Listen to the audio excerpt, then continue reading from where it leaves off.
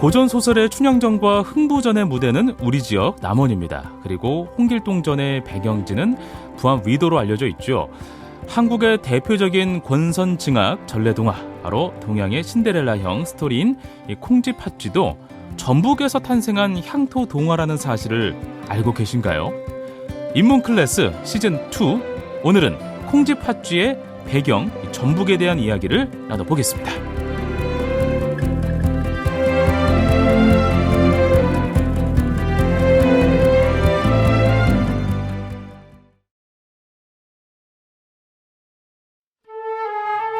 전주대학교 한국고전학연구소 온나라 인문학센터와 함께하는 우리 지역의 인문학을 쉽고 다양하게 즐기는 인문클래스 시즌2, 전주대학교 온나라 지역인문학센터장 서정화 교수님과 함께하겠습니다. 안녕하세요, 교수님. 반갑습니다. 네, 안녕하세요. 전주대학교 한국고전학연구소 HK 교수 서정화라고 합니다. 교수님께서는 인문클래스 시즌1에 이어서 시즌2도 함께하게 되는데요. 소감이 어떠신가요? 네, 작년에 이어 올해도 우리 전주 MBC 라디오와 인문 클래스를 공동으로 진행하게 되었습니다. 예. 작년에 이제 방송하고 제가 의외로 지인들에게 인사를 많이 들었습니다. 아, 그러세요? 네, 네. 그래서 또 이 시즌 2를 함께하게 됐는데요. 사실 영광스럽기도 하고 네. 또 부담스럽기도 합니다. 이번 시즌도 열심히 한번 해보겠습니다. 알겠습니다. 자, 교수님 이번 시즌 함께 해주셔서 정말로 든든하고 좋습니다. 자, 그럼 인문 클래스 오늘은 어떤 이야기로 나눠볼까요? 네, 제가 가지고 온 이야기는 그냥 제가 이름을 붙여봤는데요. 네. 길 따라 이름 따라입니다. 길 따라 이름 따라. 예.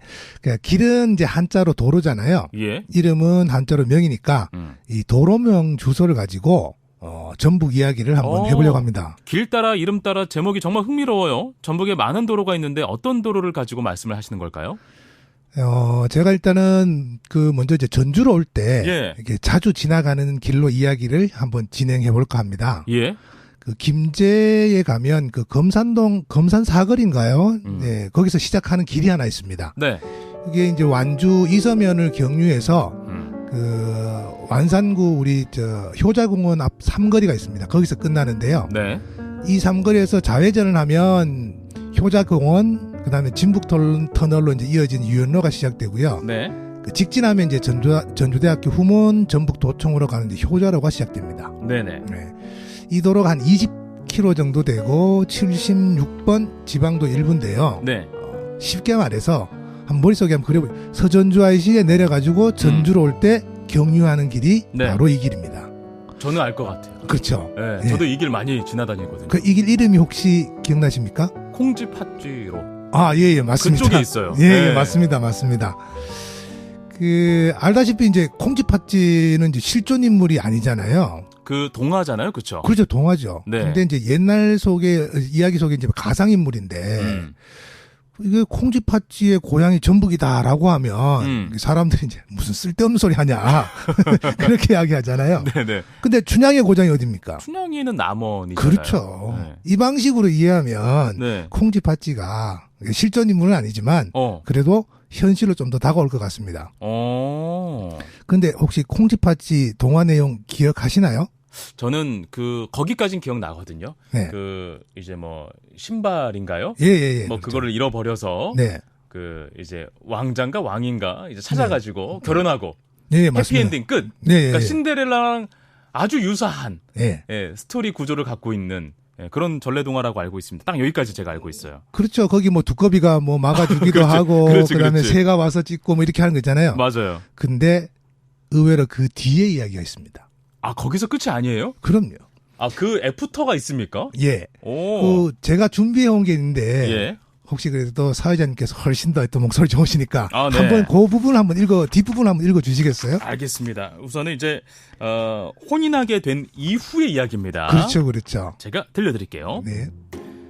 팥쥐는 흉계를 품고 콩쥐에게 접근하여 연못에 빠뜨려 죽이고는 콩쥐처럼 행세한다. 꽃으로 환생한 콩쥐는 팥쥐가 출입할 적마다 괴롭히다가 마침내 감사 앞에 현신하여 그간의 사정을 알린다. 감사는 즉시 팥쥐를 처단하여 어미에게 보낸다. 어미는 선물이 온 줄 알고 기뻐하다가 딸의 시신인 줄 알고는 기절하여 죽는다. 이런 이야기가 있군요. 콩쥐 팥쥐 줄거리를 들으니까 야, 이런 이야기가 있었구나. 딱 중간에서 저는 멈췄는데 콩쥐 팥쥐는 주로 동화책으로 이렇게 접해서 아마 그랬던 게 아닐까 싶기도 하고요. 네네. 이게 뭐 동화책에도 여기까지 가는 데도 있고 안 가는 데도 있는데. 저는 안 가는 데만 봤어요. 사실 뒤에 너무 잔인한데요. 이거 저도 한 40년쯤 전에 읽은 거라. 네. 예, 근데 콩쥐팥쥐라는 게 원래는 설화라는 게 있습니다. 예. 설화라는 게 있고 요게 소설이 있고 동화가 있는데 예. 설화라는 것은 민담, 그러니까 옛날 이야기예요. 이게 소설로 각색이 되고 그다음 다시 어린이의 눈높이에 맞게 동화로 이제 재각색되죠. 그렇군요. 이게 각색된다는 거는 이제 원본의 모습이 조금 바뀐다는 걸 의미합니다. 맞습니다. 그럼 그 콩쥐 팥쥐 설화부터 한번 살펴볼까요? 예, 그 설화는 현재까지 지금 알려진 거로는 네. 우리나라에서 처음으로 채록된 건 아니고요. 그러니까 우리나라 사람이 아니고 그 예전에 이제 우리가 구한말 때 보면 서양의 목사, 선교사들이 많이 들어오잖아요. 그렇죠. 그래서 아펜젤러 목사라는 분이 있어요. 네. 그분하고 오신 분 중에 한 분이 네. 들으면 다 아실 거예요. 언더우드 선교사라고. 그 혹시 이분이 그 연세대학교 그렇죠. 연희 전문학교. 네, 연희 전문학교. 그리고 뭐 사실은 세브란스를 운영하는데도 관여하셨던 분이고. 맞습니다. 이분의 부인이 호튼 부인이라고 있는데 1906년이에요. 근데 한국에 이제 옛날 이야기들을 이제 많이 들을 거 아니에요? 예, 네. 그래서 그거를 채록은 이제 들어서 기록한다는 건데. 맞습니다. 그거를 기록해서 발표를 합니다. 어허. 한국의 신데렐라. 어허. 그게 이제 제일 앞선 거고. 네. 그 다음에 이제 이게 전북만 있는 게 아니라 전국에 다 있어요. 그 중에 좀 유명한 게 뭐냐면. 네. 그 1918년에. 네. 전북에서 콩쥐, 이게 팥쥐가 아니고 포찌입니다. 포찌. 왜냐면 그러니까 지역 사투리를 이야기를 하니까. 그렇죠. 그 다음에 저 평안북도에는. 네. 그 콩중이, 팥중이.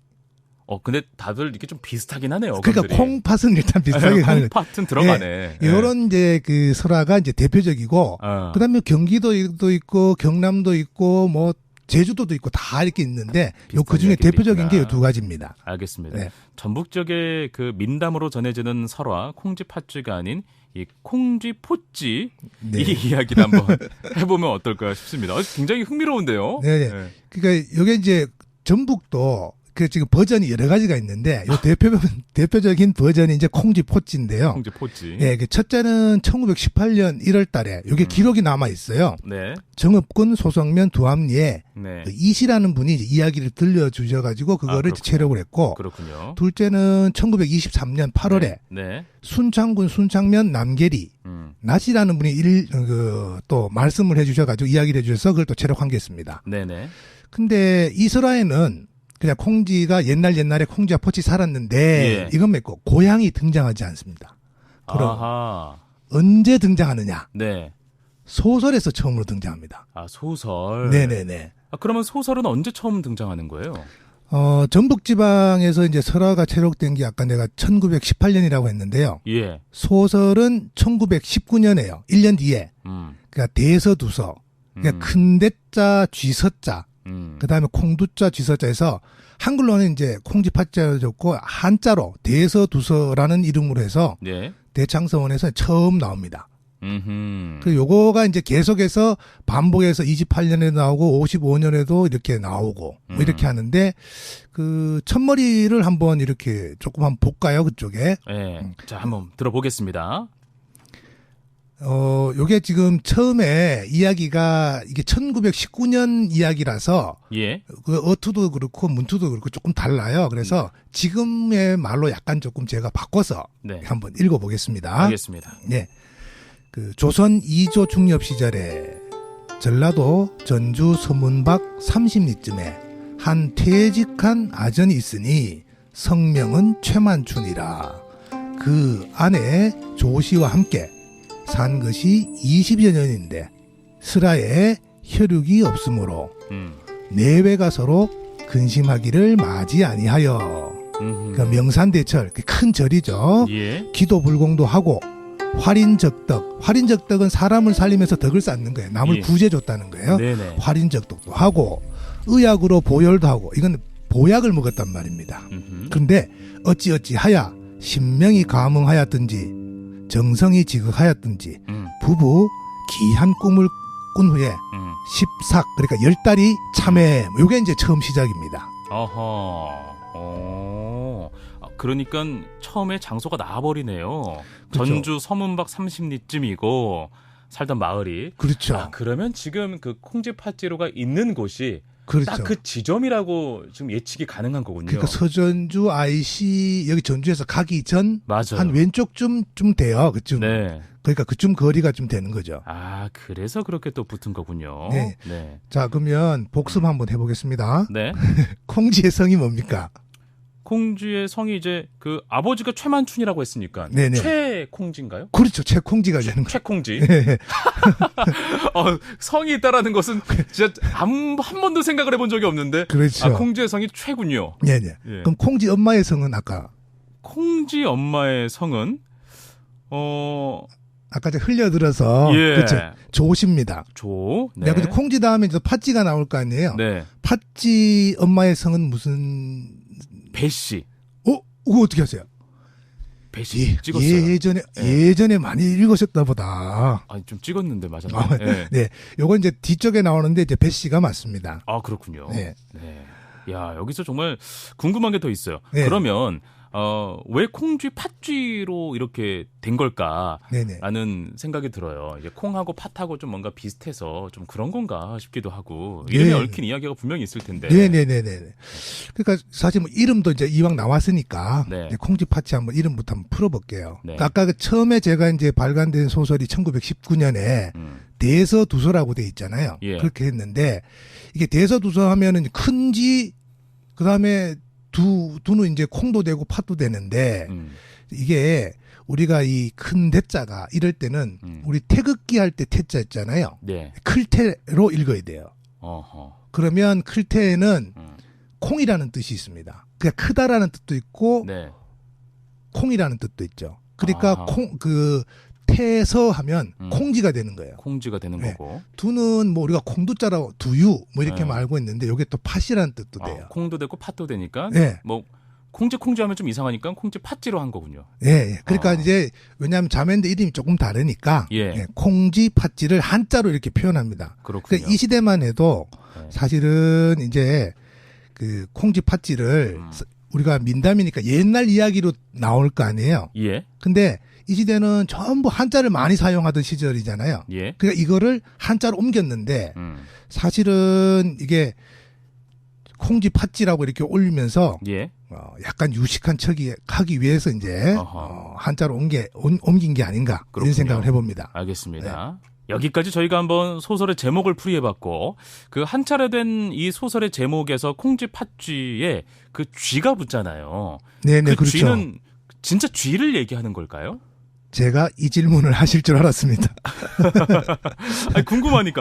이왕 궁금한 거 그냥 다 질문해야겠다. 그럼 네. 이런 거 하시니까. 근데 왜 예전에 그 아이들이 어리면 귀엽다는 뜻에서 애칭으로 왜 강아지 이렇게 많이 부르잖아요. 맞아. 네. 그 사회자께서도 혹시 이런 말 쓰시나요? 쓰죠. 옛날에 저도 많이 들어봤고. 그러니까 요즘은 안 쓰죠. 요즘 엄마 아빠들은 안 쓰는데. 그렇죠. 그러면 제 아이도 사실은 그렇게 하긴 하는데 그 할머니들이 왜 손주 부를 때 아이고 우리 강아지 하잖아요. 그렇죠. 맞습니다. 예. 그렇게 많이 부르고 네. 그리고 한문에서도요.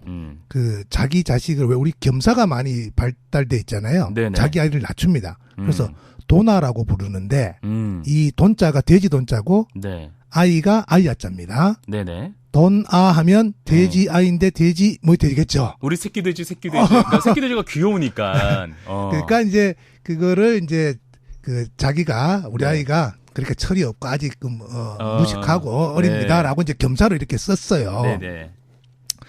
그런데 이제 아이를 입을 때 이제 돼지나 뭐 이제 강아지처럼 친근한 동물로 네. 불렀는데 그러니까 뭐 쥐라도 뭐 해서 뭐 못 부를 거 없지 않냐라고 할 수도 있어요. 네네. 근데 쥐가 친근한 동물인가요? 쥐는 좀 징그러운 동물이죠. 그렇죠. 아니고 우리가 네. 우리 세대는 미키 마우스가 있잖아요. 미니 마우스도 있고. 네. 그래서 하지만 이거는 옛날 버전이니까. 네. 옛날에는 뭐 곡식 창고를 갉아먹고 막 그렇죠. 이러니까 그래서 유해 이제 동물이었죠. 예, 그래서 이제 우리가 보통 쥐 땡땡 같은 땡 뭐 이렇게 그 나중에 뭐 뭔가를 훔쳐간 사람 그렇게 또 이야기하잖아요. 그러니까 쥐는 결코 좋은 친근한 동물은 아니었던 것 같아요. 네, 알겠습니다. 아니면 저는 교수님 말씀 들으면서 좀 저만의 추측을 한번 해보는데 네. 왜 우리가 강아지를 이렇게 짧게 부르면 우리 강쥐라고도 하거든요. 거기에서 이제 콩쥐, 팥쥐가 귀여우니까 딸들이니까 예. 그렇게 또 유래된 건 아닐까라는 저만의 추측을 한번 아니요. 해보기도 해봅니다. 신박한 해설입니다. 알겠습니다. 아무튼 뭐 교수님 말씀대로 이제 쥐를 이제 연결시켜서 얘기를 했단 말이에요. 예. 근데 이제 우리에게는 또 옛날 사람이면 특히나 더 해로운 동물로 인식이 됐을 텐데 왜 콩쥐, 팥쥐라는 이름으로 또 됐을까? 요거는 아직 결론 안 지었단 말이에요. 예. 네. 그 이유는 뭘까요? 그러니까 요즘은 이제 결혼한 여성들 요즘 누구누구 씨 누구누구 씨 뭐 이렇게 많이 하잖아요. 네. 그래서 보통 이제 조금 연세가 있으면 뭐 여사라고 하거나 아니면 그냥 요즘은 뭐 사장님, 선생님 뭐 이런 표현을 많이 쓰죠. 여성을 부를 때. 네. 그 조선시대 때는 좀 신분에 따라서 호칭이 조금 달랐습니다. 그래서 양반한테는 무슨 씨. 그다음에 그러니까 김치라고 했을 때 김의 김치다 그러면 양반은 김의 김씨. 그러니까 중인일 경우에는 김성. 그냥 이렇게 불렀어요. 그 다음에 양인, 그러니까 평민들한테는 그 조이라는 말을 썼어요. 그 김조이, 이조이, 뭐 박조이. 그렇죠. 네. 천민은 성이 없었습니다. 그냥 이름만 부르는 그렇죠. 거고. 그냥 6월이, 3월이 뭐 막대기 뭐 이런 식으로 막 불렀죠. 그렇구나. 예, 어쨌든 호칭이 일단은 그런 식으로 불렀는데 우리가 여기서 보면 아까 제가 평민의 여성을 부를 때 조이라고 한다 그랬잖아요. 콩쥐팥쥐의 요 쥐는 네. 진짜 쥐가 아니고 조이가 바뀌어서 그렇게 된 겁니다. 아, 그렇구나. 예, 그래서 사람들도 그냥 그거를 모르니까 그냥 쥐라고 이렇게 해서 사투리 나는 건데 네네. 그래서 후대로 가면서 쥐로 오독되고 그러니까 네. 소설 제목도 아까 태서 두서가 쥐서자를 쓴다 그랬죠. 예. 그러니까 그걸 그대로 받은 거죠. 아하. 그래서 태서 두서인데 이것도 잘못된 것 같아요. 굉장히 일리 있는 접근 방법이네요. 그러니까 이제 그럼 왜 콩이고 팥이냐? 근데 우리 일상에서 많이 볼 수 있는가? 그 곡식이니까. 그렇구나. 근데 우리가 왜 그 쑥맥이라는 말 들어봤죠? 네네. 이런 쑥맥. 네. 이게 쑥자가 콩쑥자고 보리맥자예요. 네. 그러니까 이게 사람이 콩과 보리를 구분 못하는 걸 쑥맥이라고 그랬거든요. 예. 예, 그런 것처럼 이렇게 콩과 팥도 가까이 있으니까 이렇게 예. 쓴 것 같습니다. 알겠습니다. 아까 뭐 잠깐 말씀을 하신 것 같은데 예. 콩쥐 팥쥐 하면 이거 비슷한 동화가 뭐 하나 생각나는 게 있지 않을까요? 신데렐라가 가장 유사하죠. 콩쥐팥쥐하고 스토리가. 그렇습니다. 예. 근데 이제 콩쥐 팥쥐가 그래서 사람들이 네. 이제 신데렐라의 영향을 받은 거 아니냐? 누가 원본이냐? 그렇죠, 그렇죠. 이런 얘기도 그렇죠. 많이 있어요. 요즘 이제 헤리티지. 누가 먼저야? 헤리티지 금속 활자 우리나라가 먼저 만든 것처럼. 예, 그런 것입니다. 누가 먼저야? 막 이런 얘기들이 심심치 않게 있거든요. 예. 그런데 이제 이게 그렇게 따질 수는 없더라고요. 왜냐하면 우리가 이제 뭐 서양에서 이제 먼저 이런 유형 구분을 먼저 했으니까 네. 이런 비슷한 종류의 소설들을 민담 설화들을 신데렐라 유형이라고 하는데 네. 신데렐라 유형의 민담이 한 몇 종류 정도 될지 혹시 알고 계실까요? 민담. 예. 그러니까 뭐 옛날 이야기. 사람들 사이에서 전 세계적으로. 이런 이야기가 도는 거. 네. 뭐 한 그래도 뭐 한 100종 하면 좀 많을 것 같은데. 100종. 네. 그래서 전 세계적이면 조금 더 쓰시는 게 어떨지. 더 써야 돼요? 네네. 어느 정도입니까? 예, 그러니까 이제 정말 비슷한 이야기인데 조금 다른 거 말고 그래도 이제 어느 정도 유형화 시킬 수 있는 게 한 전 세계적으로 1000종 정도 된다고. 1000개 이야기가 예. 있군요. 그러니까 대표적으로 이제 우리가 왜 그림 동화라고 해서 그림 형제가 각색한 신데렐라 이야기 있잖아요. 예. 예, 이게 있고 그다음에 이제 러시아, 뭐 아일랜드, 리투아니아, 네. 그리스, 그 유럽만 있는 게 아니에요. 아프리카에서도 발견됩니다. 네. 당연히 이제 아시아로 오면 베트남, 중국, 일본 뭐 이런 데서도 발견이 되고요. 그래서 내용이 같은데 제목도 이제 각양각색입니다. 그래서 네. 러시아 같은 경우는 브레누슈카, 그다음에 이제 베트남 같은 경우에는 카종과 할록, 중국은 회이꾸냥, 뭐 지역마다 이제 다 다르게 비슷한 내용의 이야기들이 있습니다. 알겠습니다. 신데렐라하고 콩쥐팥쥐의 공동점이야 이제 착한 그 여성이 이제 뭐 왕자와 또는 뭐 그분들하고 이제 결혼을 해서 해피엔딩은 끝난다. 이건 이제 공통점이고 네. 차이점 다른 점은 뭐예요? 그러니까 그 계모의 학대를 받다가 이제 멋진 청년을 만나는 거는 같은데 예. 그게 또 지역마다 이제 계모가 일을 시키잖아요. 부여한 과제가 조금 다르죠. 그러니까 어허. 우리나라 같은 경우에는 이제 콩쥐팥쥐를 이야기하면서 네. 왜 밑빠진 독에 물 붓기, 어허. 그다음에 곡식 찢기, 배짜기, 요거는 이제 완전 농경 사회에 맞는 거잖아요. 예. 그러니까 우리 이 동북아의 버전은 요런 것들이 많습니다. 근데 이제 좀 더 큰 차이가 뭐냐면 우리가 알고 있는 동화와 달리 결혼 이야기에서 끝이 나는데 아까도 말씀드렸지만 콩쥐팥쥐는 결혼 이후의 이야기가 계속 이어지죠. 네네. 그거에 대해서 한번 조금 더 볼 필요가 있을 것 같아요. 그런 것들은 큰 차이가 아닌가 싶습니다. 네, 알겠습니다. 그 결혼 후에 콩쥐가 죽고 또 환생을 하죠. 그렇죠. 예.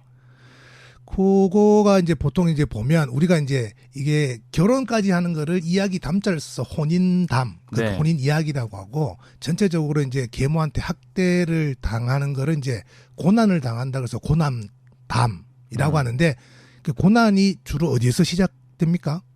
제일 괴롭힌 사람이 누구예요? 가장 가까운 사람 있잖아요. 그렇죠. 네. 뭐 계모가 그렇죠. 좀 동화에 많이 나오죠. 예, 그래서 네. 이제 고난담을 이제 계모담이라고도 이렇게 이야기하는데 사실 근데 요즘처럼 이제 왜 조금 조심스럽긴 한데 네. 좀 재혼이 흔하잖아요, 요즘. 네네. 그래서 이 계모담은 그 좀 잘못된 시각을 어린아이들 키울 수도 있어요. 맞아요. 그래서 좀 문제가 됐었어요. 예, 그래서 네. 야, 이 전래동화하면 무조건 좋은가? 이거에 대해서 좀 의문을 가지는 사람들도 많습니다. 맞습니다. 네. 여하튼 오늘 여기는 옛날 이야기라는 점에서 네. 좀 한정해서 이야기를 이어가겠습니다. 이제 콩쥐 팥쥐가 이제 게임에 넘어가서 팥쥐의 게임에 넘어가서 이제 죽는데 요게 이제 한국에만 존재하는 건 아니고 요것도 지금 동양 쪽에 좀 많긴 한데 세계 이제 곳곳에 이제 퍼져 있는 이야기입니다. 그러면 이 고난담 대목에서 콩쥐의 죽음을 또 빼놓을 수는 없잖아요. 네네. 그 이야기를 한번 좀 들어볼까요? 예, 지금 이제 요게 이제 지역마다 조금 차이 나는데 예. 예, 우리는 보면 팥쥐가 와가지고 이제 뱃놀이를 하다가 등 뒤에서 이제 팥쥐가 밀어서 연못에 빠져 죽게 하잖아요. 예. 근데 러시아 같은 경우에는 그 주인공 거기 마리 공주인데 콩쥐가 예. 거위로 변하게 합니다. 어허. 그리고 이제 큰딸 행세를 하는 건 똑같고요. 예. 그 다음에 아일랜드 같은 경우에는 바닷물에 밀어 넣어요. 그래서 고래의 먹이가 되게 합니다. 오호. 그리고 베트남 같은 경우에는 언니를 나무에 올라가게 한 뒤에 예. 나무를 잘라서 그 어허. 언니가 땅에 떨어져 죽게 만들고. 평행 이론 같이 막 멀티버스 같이. 근데 인도네시아 같은 경우에는 네. 거기는 주인공인 다무라인데요. 네. 강물에 이거 좀 끔찍한데 네. 강물에 밀어서 네. 악어의 먹이가 되게 한답니다. 네. 예, 그래서 이런 어쨌든 것들은 좀 지역마다 아무래도 그 지역과 관련된 좀 관련성이 높은 어떤 그런 버전으로 조금 많이 달라지는 것 같아요. 네, 콩쥐 팥쥐 이야기의 신데렐라 이야기까지 만나봤습니다. 콩쥐 팥쥐의 배경이 전북이라는 근거, 우리가 이야기를 하기 위해서 쭉 끌고 왔잖아요. 네네. 다시 한번 정리를 해주시죠. 네, 앞서 뭐 소개했듯이 이제 콩쥐가 살던 마을은 전라도 전주 서문박 30리쯤이고 예. 아버지는 퇴직한 아전 그리고 성명은 최만춘. 그러니까 가상의 인물이긴 하지만 콩쥐는 확실히 전주 사람이다. 전북 사람이 맞다는 것을 다시 한번 말씀드립니다. 예. 그런데 이제 우리가 아까 신데렐라하고 계속 이야기가 나오니까 신데렐라 콤플렉스라는 말이 있잖아요. 예. 이게 보통 보면 이제 여성이 자신의 인생을 확 바꿔줄 그런 남자를 뭐 기다리는 그런 뭐 심리적인 의존 상태 이걸 이야기하는데 네. 아까 이야기를 잠깐 들어보셨겠지만 과연 콩쥐가 이게 신데렐라 유형에 속하는 이야기는 맞지만 네네. 이게 신데렐라와 비교했을 때 네. 콩쥐에게 이게 신데렐라 컴플렉스를 적용을 할 수 있나? 요건 한번 좀 더 생각을 해 봐야 될 것 같아요. 콩쥐는 조금 더 적극적이었어요. 그러니까 이제 계모가 이제 부여한 과제를 스스로 해결하잖아요. 물론 도움도 예. 받지만 예. 요 부분은 뭐 신데렐라 어떻게 보면 조금 비슷하다라고까지는 할 수 있지만 네네. 예. 콩쥐는 물에 빠져 죽은 뒤에 스스로 꽃으로 환생을 합니다. 음흠. 그리고 구슬이 돼가지고 자신의 억울한 죽음을 이렇게 해결하기도 하고요. 맞아요. 근데 여기서 보면 우리가 왜 그 감사나 또는 원님이라고 할 수 있는데 이 남성이 대단히 수동적입니다. 그러니까 콩쥐의 원한을 푸는데 뭐 큰 역할을 하지는 못해요. 네. 그렇게 보면 콩쥐는 주체적인 여성이라고 할 수 있고 타인 그러니까 특히 이제 남자에게 의지하지 않고 스스로 이제 운명을 개척했다고 할 수 있잖아요. 예. 그래서 저는 한 발 더 나가서 콩지에게는 이 신데렐라 컴플렉스를 적용할 수 없다. 이게 제 결론입니다. 조금 더 진취적이었네요. 콩쥐 팥쥐가. 예. 네. 그 전북은 춘향전, 흥부전 또 콩쥐 팥쥐전까지 정말 우리가 전래동화 하면은 정말 대단하게 생각하는 그런 이야기들이 주요 배경지가 돼 있는데 어떤 이유에서 또 이렇게 배경지가 됐는지도 궁금하기도 해요. 글쎄요. 지금 뭐 저도 거기까지는 잘은 모르겠는데요. 근데 어차피 지금 우리가 보면 이렇게 다양한 어쨌든 그 소설들 전래동화의 이제 주인공의 고향 배경 장소로 활용되잖아요. 맞습니다. 네, 뭐 대표적인 게 오늘 뭐 콩쥐팥쥐 이야기하지만 춘향전이 대표적이고, 예. 그리고 흥부전의 배경이 되는 마을도 있고요. 예.